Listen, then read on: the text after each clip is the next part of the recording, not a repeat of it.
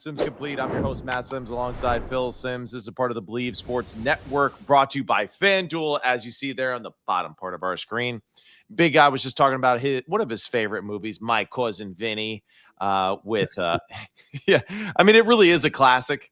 It is a great movie, really funny, a lot of great one-liners, and of course, every Northeasterner can relate, especially if they traveled to the South and have been in parts unknown before. But for you, it was like kind of the opposite. You were going from the South or Kentucky, whatever that is, to New Jersey. So that was a whole nother animal for you. Okay, thanks for this geography lesson. That was nice. Yes. Yeah. Well, hey, that's what we do here at Sims Complete. We talk about football and a lot of other fun stuff. But yeah, Big Guy, go. What we got. Let's get to it, man, because we had a lot of action today to discuss and go through. And as usual, the NFL season just continues to keep going, and just more news, right, coming across our line. So I want to start with the New York Giants news that we saw and heard this morning, which was, I guess another reminder of how volatile free agency is, and just how these teams, make these moves, especially too with the cap, and just trying to look ahead to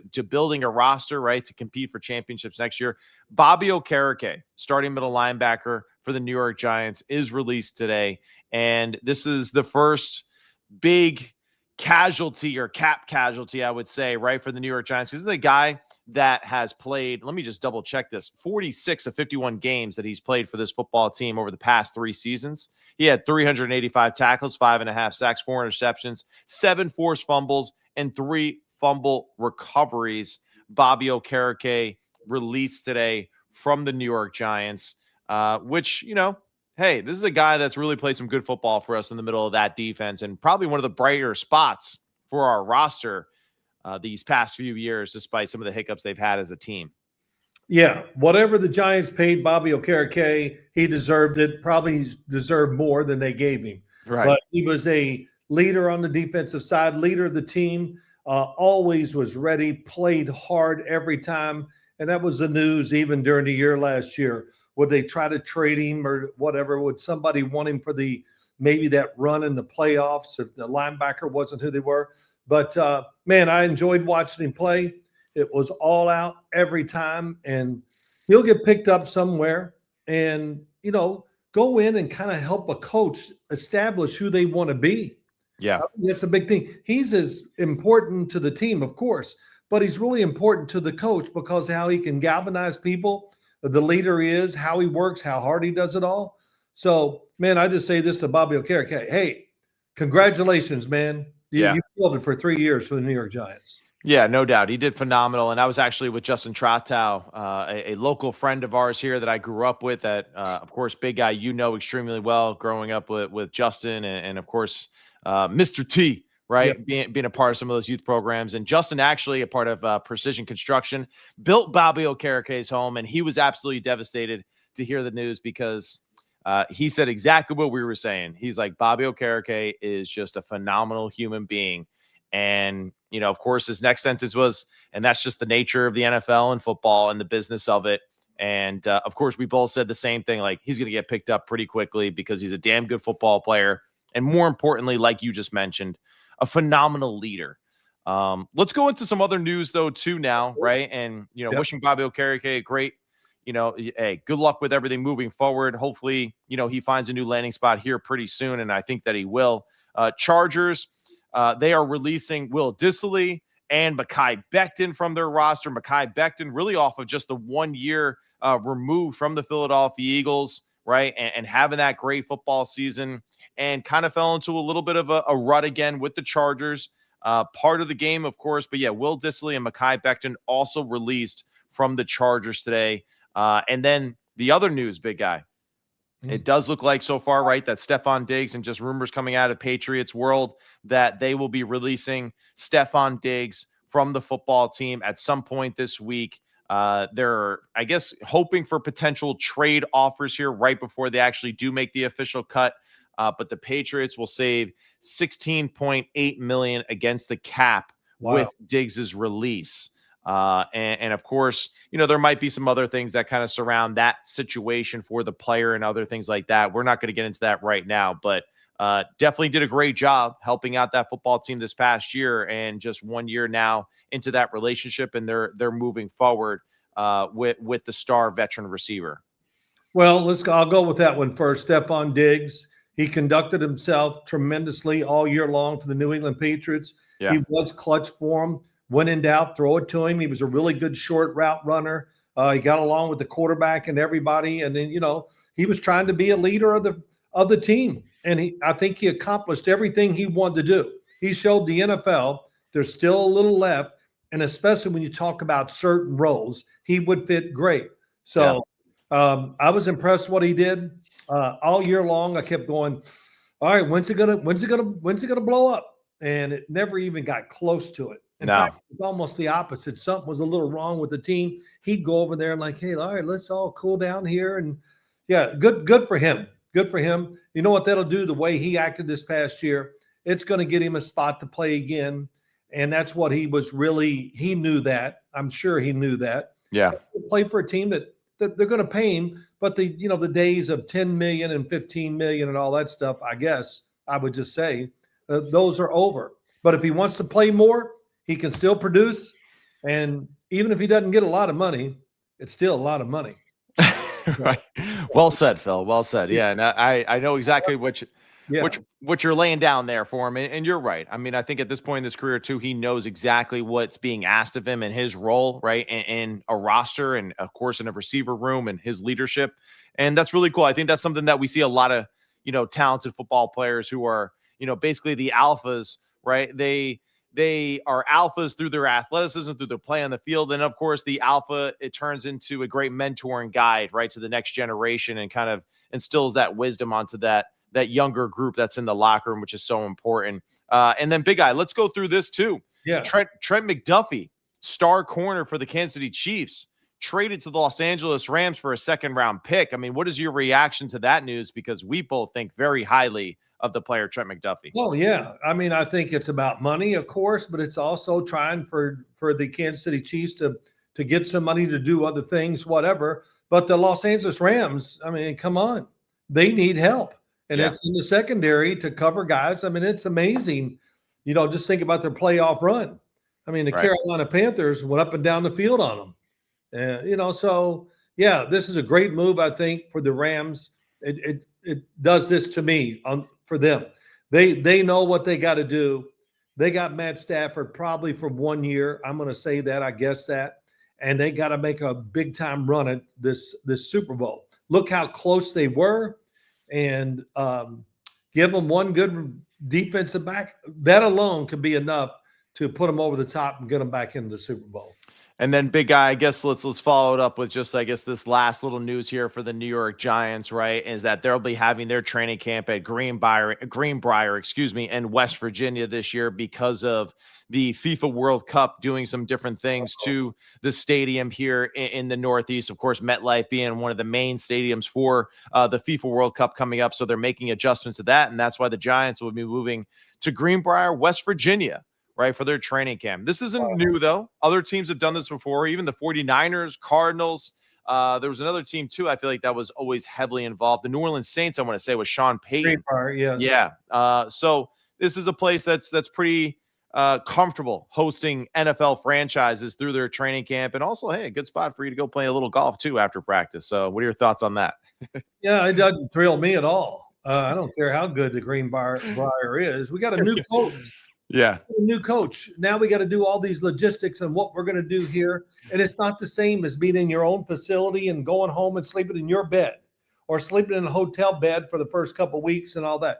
So I hate it.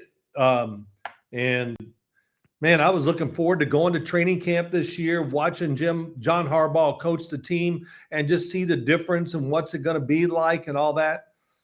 Well, of course, maybe I'll go down to the Greenbrier and I'll watch one practice, but then go play golf. Well, I don't even play golf, but maybe I'll be playing golf by then. Yeah, I think this is a good opportunity for you to take advantage of that trip. But it's for the fans too. You go to those practices and you got to drive down there really early because the fans. Every time I pulled into the parking lot, I go, the place is already packed. Yeah, now they know. Now the fans even know Jackson Dart's a different guy this year. They're going to look at him different because last year he was the third stringer for most of the time during training camp. Yeah. And all that stuff. So I just think not a good move for the Giants. Well, they had to make a move, and I guess, yeah. The Greenbrier just being a place that's comfortable with hosting a team like this and all that just kind of makes it easier. But you're right. It does take away from the fun and the build up going into an NFL football season. And it is special to be able to go to Giants training camp right there, right, in the Meadowlands and seeing everything and being up close and personal with the practices and, of course, Harbaugh and all that. So, yeah, hey, we'll have to wait a little bit longer before we see our boy in blue over there, all right, in the Meadowlands, okay, in the swamp. But is this like your alter ego when you do that and you start talking like, I mean, you love that voice. I do. I have a few characters that unfortunately live inside my head. And, hey, it depends, each one kind of pays a different style of rent there. So should I keep my eyes open when I sleep at night? Absolutely, Phil. You know that better than anybody. Hey, let me do this one real quick. Mekhi Becton, when he was picked by the Chargers last year and they signed him, I thought, what a great move. Then he gets hurt right away. Why did they release him? Hey, I'm sure there's many reasons. He got back into the comfort zone. Yeah. Maybe didn't do the rehab the way they wanted. When he played, it wasn't the same guy. And, disappointing. And now he's going to be picked up somewhere. Somebody's going to get where they need him, and they're going to pay him, and he's going to be one of those guys. Hey, going to play 1 year here, let him go, and where's he go the next year? That's what I would see from Mekhi Becton. Wow, what a lot of talent. Literally Hall of Fame talent as far as when you talk about these offensive linemen. And, hey, it wasn't – what's the word for it? He just didn't love it enough. That's what it was. He didn't love the game enough. Yeah, he learned to love it down in Philadelphia because of the surrounding and the atmosphere they had down there and that offensive line and that coach. Man, you have no choice but to get your ass up in there and get it done right because all those guys are such a clique. But, yeah, it's a shame. Hey, Mekhi Becton did what he wanted. He made a lot of money, so good for him. Yeah, I mean, hey, it's part of the game too, right? And I don't really care if, players go through this too, where just, not every season, everything is always going to come together. They are human beings. Things like this happen. It's part of the game. And yeah, playing guard and still getting banged up, kind of got rolled up on a few different times this year. Never really could kind of get a rhythm again. So unfortunately, that's something that we're seeing too, right? I mean, across the league, it seems like every year that we've been doing this podcast, we're talking about how they got to move in their tackle to guard or this guy to this because the injuries are ridiculous and the bodies flying around in the trenches. It's just hard to avoid. But best of luck to Mekhi Becton moving forward, to Will Dissly, to Stefon Diggs, to Bobby Okereke, and of course a lot of other football players, right, that are going to be trying to find their best way to find a new home moving forward. And even another player, right, big time player, 49ers, Trent Williams. He's on another deal, final year of his contract for $38.8 million. They're trying to renegotiate that to get a little bit more money back on the side of the team. We'll see how that goes. I always find that interesting. Can you take a pay cut? No. But either way, it is interesting. He's a damn good football player. But, hey, 37-year-old tackle. We'll see what comes of that for the 49ers in that situation. But that's almost been like a given with him at the tackle position for them in the past years. He's going to wait every year and say, look, maybe he'll get some snaps in there and training camp, but he doesn't need it. He really is part of their fabric of who they really are. Yeah. Christian McCaffrey, Kyle Shanahan, Williams at the left tackle. I mean, George Kittle. They got guys. I mean, they all have this talent to do what they're supposed to do, but they have the personality that affects everybody around them too. That's right. Yeah.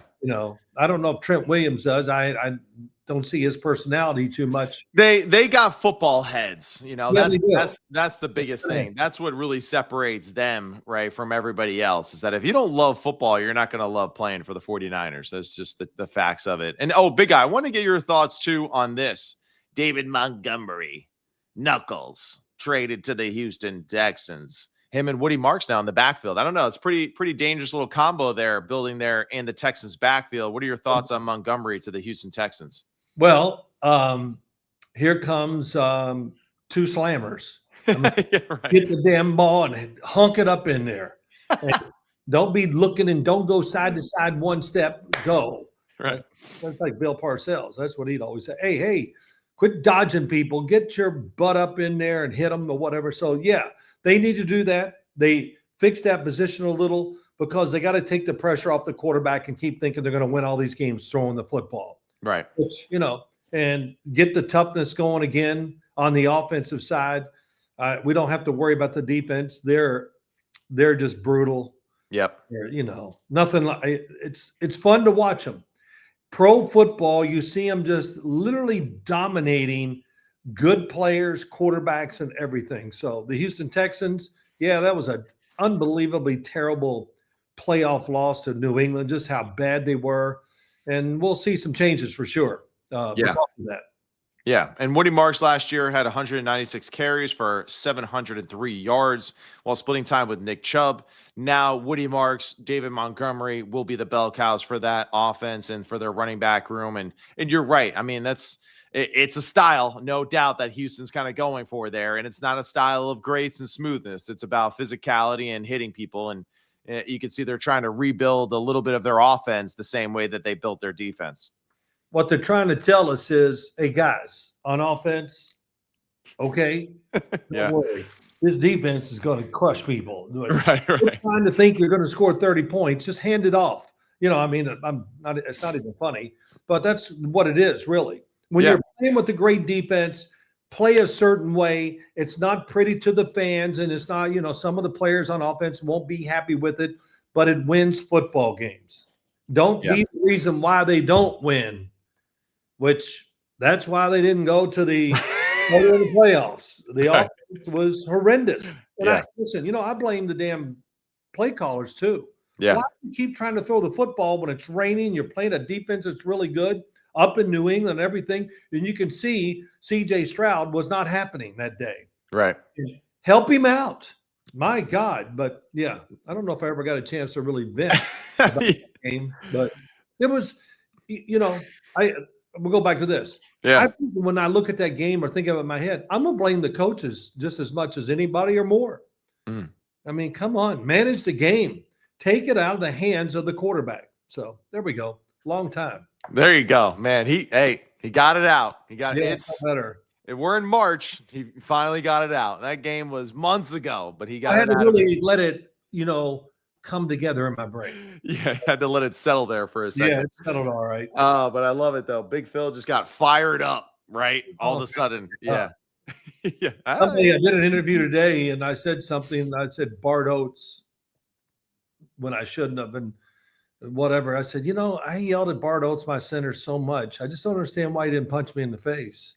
Well, instead of punching you in the face, he put a fish in your car, right? So yeah, he did a lot of things like that to me. Yeah. Guy's driving home with a fish in his car, and he's calling the dealer saying, "What the hell's wrong with my car? It stinks." Yeah. I think we did that story. The big one was they switched the plugs in on my engine. So the thing, it kept, and it would die. Finally, I pulled to the side of the road and had to have Jaguar come and pick it up. Right. And put it on a truck and take it somewhere. Yeah. Then I get the phone call, somebody just went in there and changed all the spark plugs or whatever. Yeah. And I just went, are you kidding me? Some bitch. Some bitch has got me. What else is cooking? I got some things here too. All right. Well, hold on. Before we get there, you asked me what else, and then you can say, what else is cooking? Let me tell you what's cooking. Okay. I mean, what is this shit? Oh, now okay. Yeah. Okay. Hey. All right. But just, last NFL news, right? For right now, before we go into our thought process with the other things, Lou Holtz, head coach of the New York Jets, 6 college programs, dies at 89 today. Our thoughts and prayers go out to Lou Holtz and his family and just what he meant to the game, which was a lot. And I think he's one of the great figures of the game of football and what he instilled. I mean, this is a guy that was all about the fundamentals and development, and not only just player development, but human development. And, it's a special thing. And at Notre Dame, he was 130-2 as his overall record. So was it really? Yeah. 132. 130 losses, two Oh, I ties. was gonna say, Yes. oh my God, he Yeah. must have won 7 national titles. You know So what? Either way, that's a hell of a record. it And is. of course, yeah, a guy that, really has just done so many unbelievable things for the game of football. And it's And for other just, people too, that's right. That's right. He You was a know, great person. I don't think I did meet him one time just for a brief second. He was speaking at the Heisman Trophy dinner. I mhm, can't remember who won the Heisman Trophy that year, but he spoke. He was a great after dinner speaker. I right. mean, back when people were, he was making, I'm not even going to say how much. I'd heard some of the numbers. I went, oh my, don't wonder he's giving these speeches. Yeah. But he was funny as hell. And he could do this. He would be talking to the audience and would be tearing the newspaper in 1,000 pieces. Mhm. And then as he ended whatever, and then he would flop it open and there was no tears. You just go, man, how the hell did you do that? Right. But Love that. he had a little magician in him. And I did play with the quarterback who played for him at Notre Dame, Kent Graham, big dude, whatever. And he used to imitate Lou Holtz the night before the game. He could really do it. I'm not going to. He'd make him lay on the floor, and he goes, "Just melt your arms." I can't. I can do it off camera. I can't do it on.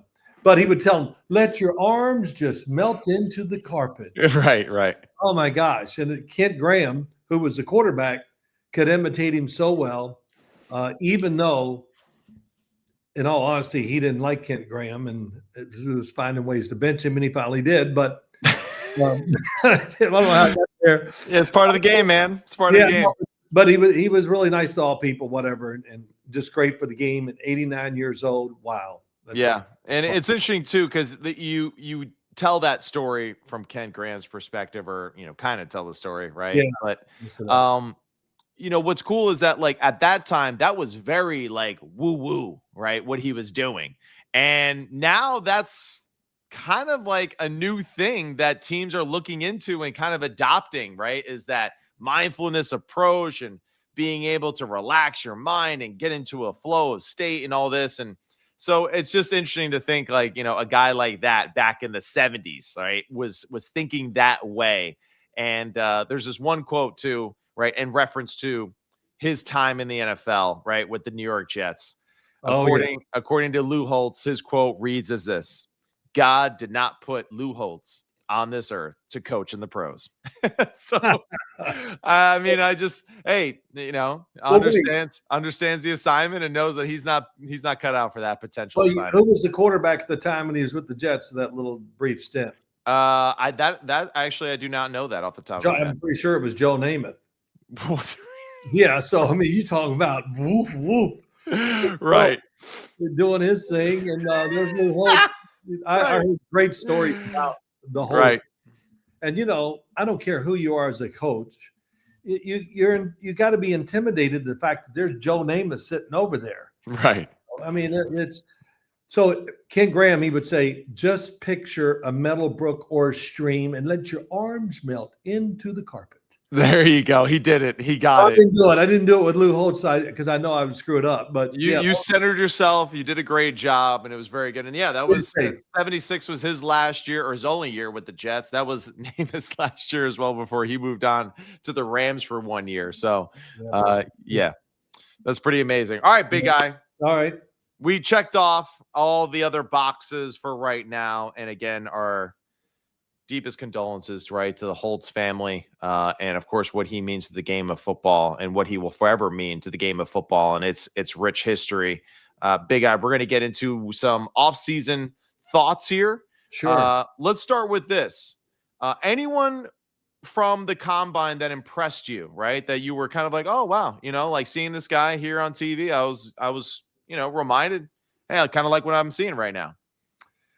I think overall, I was impressed by basically every group that came out there. The fact that almost every group that was running or doing it, they were setting records. The fastest, the 40, the fastest, every group except one, which I can't remember who it was now. The quarterbacks, the second fastest quarterback group. And I don't know how that's possible. Taylor Green runs a 4.3. but still, it's the second fastest of all time. Well, yeah, but somebody else kind of brought it down, or whatever. Yeah, I mean, we're not going to name names No, here, it's but okay. yeah, somebody messed up the percentages there. Quarterbacks running the 40-yard dash. I mean, they don't really work on it their whole lives, but then they got to start working on it when the season's over to get ready for the 40-yard dash at Indianapolis. And where the other players, most DB, they're working on their livelihood is on how fast can they run from many years ago. Right. So I don't blame the quarterbacks for not running, the ones that didn't. But yeah, that 40-yard dash time, it was amazing how many people ran great times and these groups that showed. And just think that they're setting all these records or whatever you want to call it. But, Matt, every year it might get faster. That's just the way it's going. Yeah. And I go to the gym today, the training center that you know very well, and there's like 40 kids there. And what are they doing? They're sprinting, jumping, doing all this stuff. Right. They're young and, they want to play football. That's why they're doing it. So it's impressive. Yeah. But the throwing, I guess I was a little surprised that, I tried to watch it, but it's all over the place when you're watching it on TV. Drew Aller towards the end of his workout did throw a lot of good balls. As we would talk, he drove the ball in there. He's a big dude. He's got a strong arm. The deep balls, just throw it up. There's a big room of error there. Let them run under it or slow down. And I think the quarterbacks overall, it was a pretty good day for almost all of them. Yeah, I thought Ty Simpson threw the ball well. I thought Carson Beck had some good moments there. I thought another guy that really was pleased to see perform really well, and someone that has kind of been lost, I think, in this whole thing. Cade Klubnik. I thought Cade Klubnik looked very sharp. I thought he threw the football very accurate, and of course, you could see his big size and frame, and just how comfortable he is dropping back and throwing it. So I thought he did some good things. And then we'll see as we kind of get more into what Big Phil really wants to see in the evaluation, and that's the pro days for these quarterbacks. He wants to see those workouts and how they look during that, because it is more tailored to their specific skill sets and highlighting some moments and really letting them show off a little bit more. Even though the combine is, I think, doing a better job than in past years, of getting the QBs a little bit more reps and rhythm throughout the process. Yeah, you see Cade Klubnik. I studied him pretty hard. I don't know, maybe a week or 2 weeks ago. Yeah, and I was happy when it was over. I go, oh, this guy really knows how to play. He knows that, and he's a better athlete than they're probably talking about. Definitely, looks like he's in great shape. Is he a great thrower of the football? No, he's the guy that can go in the game and hit 4 or 5 little passes right in a row and get you in position. And he knows his job and he knows how to do it according to the team. And I wrote some really good stuff about him down. And whoever drafts him, I don't care. Let's just say he goes in the 4th round. Yeah. And he could, after training camp and all that, he will be ready to be the backup quarterback. Right. And I think that's how much you can trust him for who he is and what he has shown us. Right. And it was a rough year at Clemson. And the last couple have been totally different. But I was what's the word? I was really surprised at how much I liked him once it was all over. Yeah, I know. And that's the thing too. That's why I told you kind of going into the year that if Cade Klubnik, I thought he was going to pick off really Clemson in general. I thought they'd have more momentum after how well they played against the Texas Longhorns, last year in the playoffs, and thought they really would build off of that. And it just never happened for them as a team and as individuals. So that's just part of it. So that was pretty cool. And then, there we go. Look at this guy. I love this guy. I tell you. So that's something we got to keep in mind for this football team, because the Clemson Tigers got a lot of players that are going to be available for this year's draft. Big guy, before we close out here, let's talk about potential landing spots that you find potentially interesting. Yeah. For Kyler Murray, right? Yeah. Let's talk about Kyler Murray and where you think he potentially could land, or where you think would fit well for him and the team. I think I'm going to just say I think I'll see. I'm just guessing, of course. I don't have any inside information. I don't need it. I don't care. But I say he goes to Minnesota. Okay. So you're on that Minnesota bandwagon. You Here's think why. that yeah. Yeah. Go. He's different than anything Kevin O'Connell has coached so far. Okay. And that's a good thing. Now they both can help each other out. His mobility is really something that's going to change that football team, and he can throw the football down the field. He's not a dink and dunker, even though he's not a big guy, he's not afraid to rip it down the field. Right. I think I'm just saying this, when you're the Minnesota Vikings and that coaching staff, don't you have to be a little worried about who we are and what we've been doing? Yeah. Yeah. And now last year you struggle with the quarterback position and all this, and the guy you didn't want to get or whatever, oh, that's right, he's out there winning the damn Super Bowl. So right. out there too. But I would be excited to see that, to see Kyler Murray in this offense that's going to be so different from anyone he's ever run. And oh yeah, that's right, he's got some really good receivers too up there in Minnesota. Yeah. Yeah. And that's a big thing too. I think, even for Minnesota, as good as their receiving core is, got to do your best to keep them happy. Got to do your best to make sure that you're really showing them, hey, we are doing everything we can, right, to put you guys in a position to be successful consistently as we move forward, right? Because I mean, let's face it, like the team is built around Justin Jefferson right now. And if there's no quarterback in place to feed him the football, it's only a matter of time before Justin Jefferson's like, I'm good. You can send me someplace else now. So I think that's a big part of it. I would love to see that. I think that would be fascinating. And especially the creativity that comes with it. Let's talk about Tua. Where is a potential, landing spot in your eyes that you think would fit Tua Tagovailoa's skill set? Matt, and I'm not being funny, and I'm embarrassed. I don't know if there is a good fit anywhere for Tua. And why is that? Just his style of play, you're saying? Well, he had an offense that was built really just all about him. Right. And they did a great job with it. Then the NFL finally caught on, and they started where they lost some players or whatever. But where are you going to play Tua? He's not big. He's not athletic as far as look at his arm by NFL standards. I mean, come on. I don't like saying this about quarterbacks, but his arm by NFL standards is one of the weakest in the league. Okay. So, and everybody, arm strength. Well, it's a big deal. The ball in the air, these damn DBs now, everybody's running like we just talked about. So I don't know. I don't know where he'll end up. And I actually was doing this, getting ready for stuff I did today. Yeah. And I didn't come with one team. I just said, well, I'm not going to worry about it. We'll see what happens. And I'm sure when somebody says something about him and they move it, I go, oh, okay, that makes sense. Right. But what about you? Where would you see him landing? Where would he fit?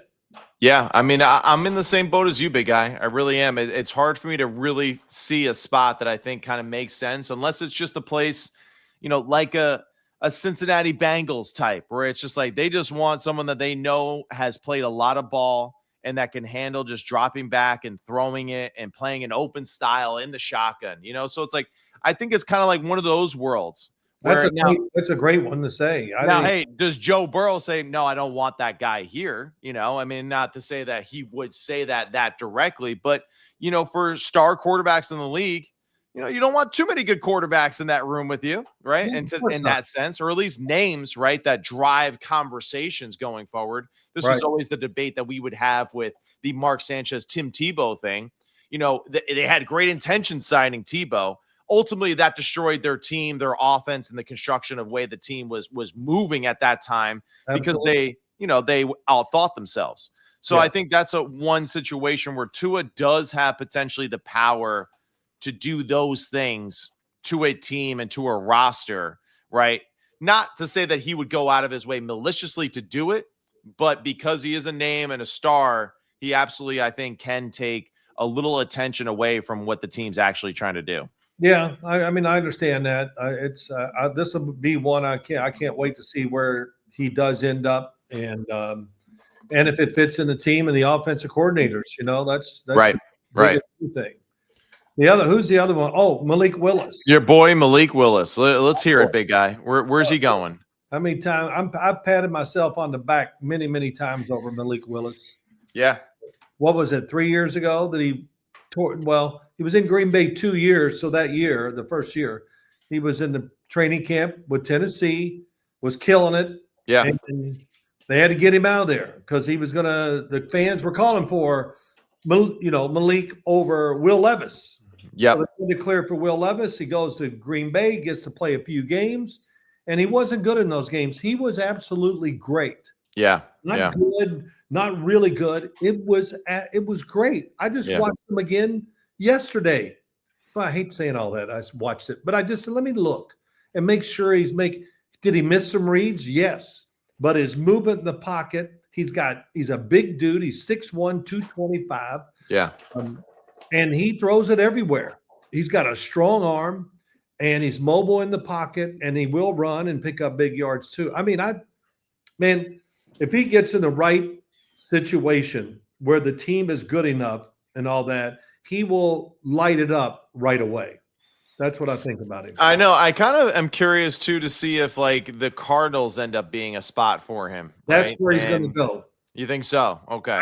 Well, who's the head coach of the Green Bay Packers? Yeah. You mean the Arizona Cardinals? No, the Green Bay Packers. Okay. Yeah. LaFleur. Yeah. Who's the head coach of the Arizona Cardinals now? This guy named LaFleur. Yeah, LaFleur. Yeah. LaFleur. He's by telling his brother, "Hey, listen, man, you got to listen to this. This son of a bitch is good." And he really. So I that's kind of where I see it. And I hope it does go that way. I want to see Arizona get this thing going. I mean, dang. It's unbelievable how long they've been going around playing their opening day. Okay, we'll talk about them again next year. Here, let's go to the next. It's really unbelievable. It is. It's something. It is. And they're a team that has a little bit more talent. Yep. I think that people understand. And who knows? Maybe just a new voice and a new starting quarterback, and all of a sudden, they can be in that. But of course, it's in one of the most difficult divisions in all of football. That's a whole other thing that they got to deal with. But the thing about Malik Willis too, if you go watch the games he played for Green Bay, it was a coaching clinic too. Right. Man, they were getting them open, and all the games, they were getting them open everywhere. He had selection anxiety. Right. What I want, the 20-yard crosser, or it was crazy. Yeah. So where else could he go? Arizona is the one that jumps out to me. And would a team like the Jets, who need their guy, would they go try to get him? I don't think so. I don't know what they'll do. Who are the Jets? Would you even want to do that, right? If you're Malik Willis and in that camp, so that's a whole nother thing, right? On top of this. And then I think the other thing is, I've mentioned Malik Willis with even the Vikings. If they like Kyler Murray, what's not to like about Malik Willis, right? And what he could potentially do with that offense. So, wow, I think, he's one of those players that has a little bit more flexibility that I don't think he can be necessarily put into a corner of like, oh, he has to run this type of offense. I think he's shown now with the Titans and with the Packers that he's got a little of everything, and you can build a creative offense around him and do a little of everything, which I think is good. Yeah, he got to finally showcase who he is. He wasn't the guy coming out of Liberty for the draft. All he did was drop back and run because he was the best player in the damn field every single week and the fastest and all that. Right. He finally learned to play the quarterback position. Yep. He's like looking at what he's doing at Tennessee and going, this is not good enough. So he has a great offseason, and it leads to what we see right now. Then he's finally going to get some money and be paid, which really takes a lot of pressure off, I would think. Yeah. I wouldn't know, but I would think. Yeah. And it's cool, again, too, that we're seeing a quarterback that not the first team, not the second team, right, but the third team, right, is going to give him his shot to be the guy. And that's when he's really figured out how to play, the position, right? So it's a great sign for us all to remind ourselves, like, the story's not over for some of these QBs that are bouncing around and trying to find spots. And even for guys like J.J. McCarthy, who are still trying to figure this thing out. So it's just a nonstop moving machine. Why was Sam Darnold so good? Well, what the hell? He's put in a situation where it's stable.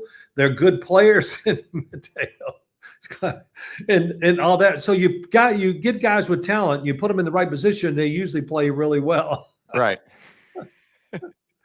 You say what's up to Poppy? Hi, Pappy. Hey, bud. Oh, my God, that's funny. All right, well, hey, this is Sims Complete, brought to you by the Believe Sports Network, brought to you by FanDuel. He's Phil Sims. I'm Matt Sims. We'll be back with more next week with all this free agency and the new league year. So we'll talk to you then. See you guys. Awesome. My God. Ah!